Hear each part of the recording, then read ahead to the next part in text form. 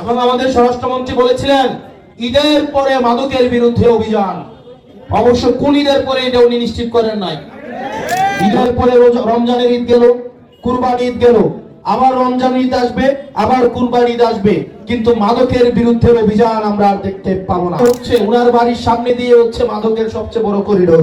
সমাজকে দেওয়ার কথা ছিল চাকরি, কর্মসংস্থান দেওয়ার কথা ছিল, কিন্তু এই কর্মসংস্থানের পরিবর্তে তাদের হাতে তুলে দেওয়া হয়েছে মাদক, তাদের হাতে তুলে দেওয়া হয়েছে অনলাইন জুয়া। মাদক এবং অনলাইন জুয়া সমাজ সয়লাভ হয়ে গিয়েছে। এবং আমাদের স্বরাষ্ট্রমন্ত্রী বলেছিলেন ঈদের পরে মাদকের বিরুদ্ধে অভিযান। অবশ্য কোন ঈদের পরে এটা উনি নিশ্চিত করেন নাই।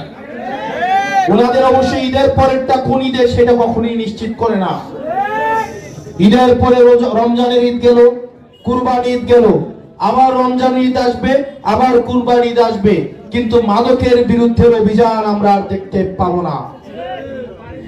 এবং স্বরাষ্ট্র মন্ত্রণালয়ের যিনি মন্ত্রী, উনার বাড়িটাই হচ্ছে, উনার বাড়ির সামনে দিয়ে হচ্ছে মাদকের সবচেয়ে বড় করিডোর। যার নিজের ঘরটাই ঠিক রাখতে পারছে না, সে আবার বাংলাদেশের দায়িত্ব নাকি নিবেন। আমরা প্রায়শই কিছু ঘটনা দেখতাম, সেটা হচ্ছে সাদা পোশাকে এসে বাসা থেকে তুলে নিয়ে যাওয়া হয়েছে। আমরা দেখতাম বিভিন্ন গাড়ি আসতো, গাড়ি এসে বাসা থেকে তুলে নিয়ে যেত, পরে আর হদিস পাওয়া যেত না। এরকম অনেক ঘটনা আমরা 24-এর আগে দেখেছি। এর মধ্যে অন্যতম হচ্ছে ইলিয়াসের ঘটনা। সিলেটের বিএনপির প্রথিতযশা নেতা ইলিয়াসকে গুম করে হত্যা করে ফেলা হয়েছিল।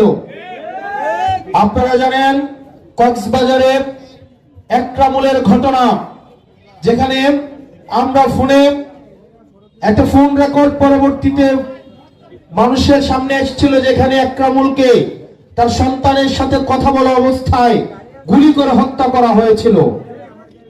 এরকম অসংখ্য সহস্র ঘটনা 24-এর পূর্বে আমরা দেখেছি।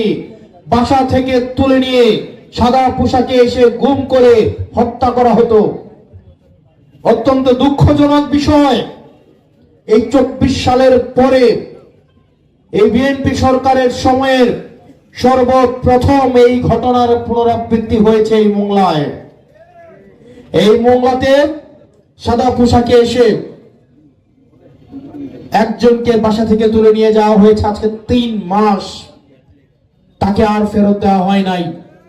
এই গুমের ঘটনা 24-এর পরে বিএনপি সরকারের জন্য একটা কালো অধ্যায় হিসেবে সূচিত হলো। কারণ অন্তর্বর্তীকালীন সরকার বলেছিল গুম কমিশন করার জন্য, মানবাধিকার কমিশন করার জন্য। বিএনপি সরকার কথা দিলেও যেই দলের সবচেয়ে বেশি নেতা নির্যাতিত নিপীড়িত হয়েছে, সেই দলের নির্যাতিত নিপীড়িত থাকা নেতা থাকা সত্ত্বেও কার প্রেসক্রিপশনে আমরা জানি না, তারা এই গুম কমিশনের বিরুদ্ধে অবস্থান নিয়েছে। এবং মানবাধিকার কমিশন এই বিএনপি সরকার মেনে নেয় নাই। দুর্নীতি দমন কমিশনে এখনো পর্যন্ত চেয়ারম্যান নিয়োগ দেওয়া হয় নাই।